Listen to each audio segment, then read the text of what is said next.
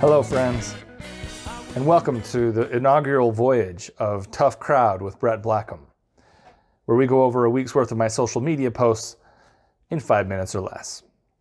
I'm going to start with my acting philosophy in this one. I did a specific post on this, and the philosophy is basically a copy of Ian McKellen. He's the guy who played Gandalf in the Lord of the Rings series, and he's being interviewed by Ricky Gervais, and Ricky asks him, what's your acting method? How do you do it? And Ian says, I pretend, which is my favorite acting philosophy as well, with a little seasoning from Spencer Tracy, who famously said, know your lines and don't bump into the furniture. So that's how I do it. And we'll go to my next post from there. The phrase, okay, it kind of shows us that there is some linguistic crossover between Canadian English and Pig Latin. It's hard to see the difference sometimes, eh? You know what I mean, eh? Amen, eh? Okay, on that note, we'll move on. Whenever I see a blushing bride, I can't help but wonder if she already knows that the check for the catering is going to bounce. She probably knows it, and that would make anybody blush, obviously. And the next post I want to mention is one where I talk about unintended Disney takeaways. These are lessons that are taught in these cartoon movies by Disney that I don't know if they intended to teach, but they're pretty clear. First one, Beauty and the Beast. What does that teach us? It's okay to give up on your dream as long as you have an opportunity to marry the richest guy in the county. Then it's okay. Take Cinderella.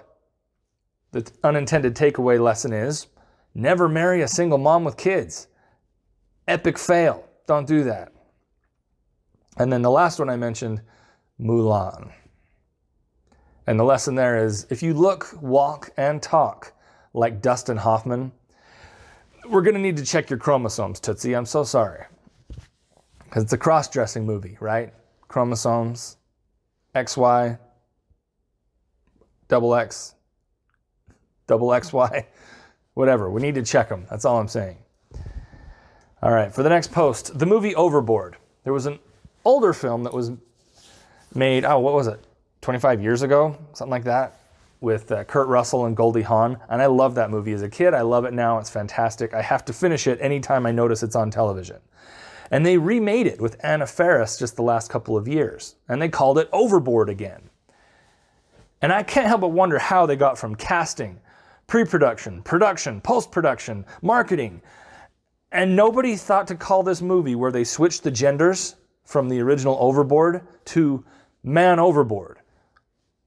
Call me. I can help with this kind of stuff, y'all. All right, just a couple more posts this week. My wife, at the point I made this post, had made an effort to be minimalist. She started just throwing stuff out and selling things, and the kids thought they were next. And so I did my job as a husband to try to help and be prepared when the minimalism monster came to my closet. So I went to the secondhand shop and bought a pair of shoes and 2 shirts and a suit jacket. Because if my wardrobe was getting purged, I wanted to be prepared. That's how I help. You're welcome, honey. And the last post comes from the movie The Mask. This is, again, a film reference from years ago. But the quote is, Stanley Ipkiss says it best. You can't make the scene if you don't have the green. Which isn't wrong. But I also posted a picture of the modern US currency, and they're all green except the $100 bill, which is blue.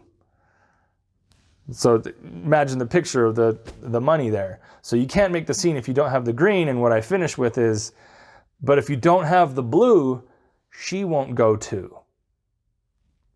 Hashtag, now it's party time. Those are all the posts. Hopefully that's under 5 minutes. If not, we'll repent and do better next time. My name is Brett Blackham, and this is Tough Crowd.